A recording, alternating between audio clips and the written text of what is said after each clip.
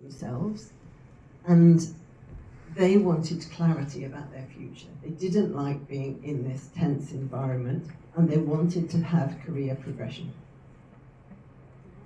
And that I had to think about the confidence of the medical profession, which was mixed. I haven't really said much about it, but the doctors that I met on my visits loved working with PAs. They felt that PAs provided the glue in the system, and that they provided continuity in a system that badly needs it.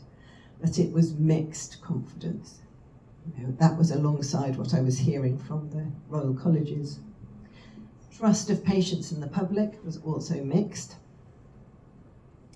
And workforce, I had to think about workforce, and we need a flexible workforce moving forwards. So somehow I needed the wisdom of, I don't know who, was somebody's wisdom to pull all of this together. But clearly there was no convincing reason to abolish the roles, but I really couldn't say we don't change anything either, because it wasn't going to move us forwards.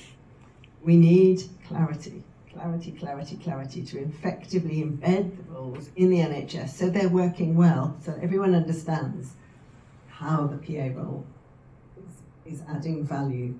And I really want the review to stimulate effective collaboration. So overall, I came out with 18 recommendations relevant to PAs, the wider system, and also to anaesthesia associates, but I'm not going to talk about that this morning. And saying again, because it's really important, I want to provide clarity. That was what I wanted to do, to provide clarity. And starting with clarity around identification. This very much relates to the feedback that I heard from patients. The patients not understanding the role, patients thinking it was a very senior role. So I have recommended a change of the role title to physician assistant, which is what we originally had, and which is what patients said would have been clearer and better reflect that they were not the same as a doctor. Clearer identification of the role, and there are all sorts of examples of how that might be done. Name badges, lanyards, uniforms, ideally at a national level. This is actually a bit of a problem. I don't know what it's like in countries where you work, but in our NHS, hospitals do their own thing, so it's very confusing. We have a National Health Service, but with different types of uniforms. And if I had a magic wand, I'd sort it all out so there was consistency and clarity across all of it. And this isn't just about PAs, it's about all types of staff. And to provide some information for patients on what the role of PA provides, but also what all these other roles that we have in the NHS provide. Perhaps, a little chart in a GP's surgery or on the ward in a hospital, to make it easier to understand.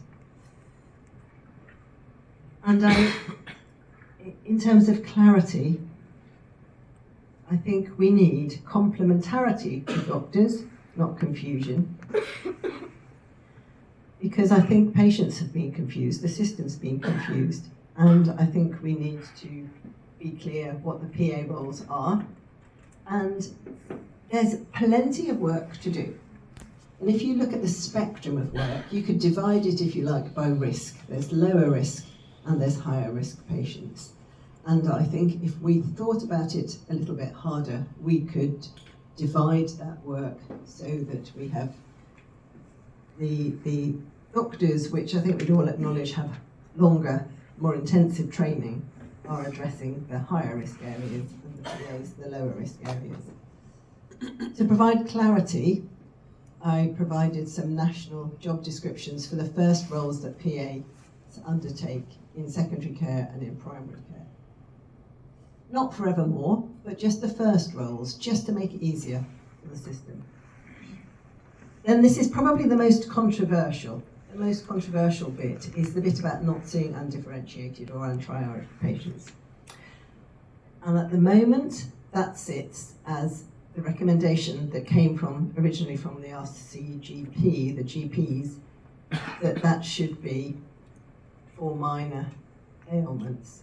But that absolutely isn't the intention moving forwards. I have recommended that we set out national clinical protocols so that everyone is clear which patients can be seen by PAs and when. And if you get more training, which I've also recommended, you can see more than you would when you first qualified. It's a really important piece of work that needs to happen, I think, really quickly. So everybody is clear about this. Fundamentally, it's all about clarity. It's about people understanding what's supposed to happen and who's supposed to do what. So we really need to put some national clinical protocols that will let the role develop and move forwards. Accountability to a named doctor as a line manager who is confident that a PA is in a role that they can do and they've got the right skills and experience